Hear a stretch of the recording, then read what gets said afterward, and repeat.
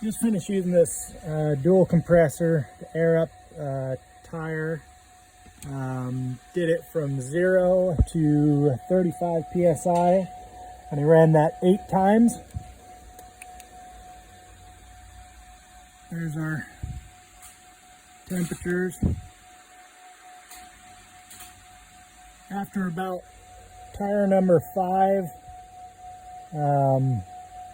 it really didn't climb any. I'm not really getting anything very hot. The highest temperature I saw just right after the compressor shut off was 175, and that's behind this heat shield here.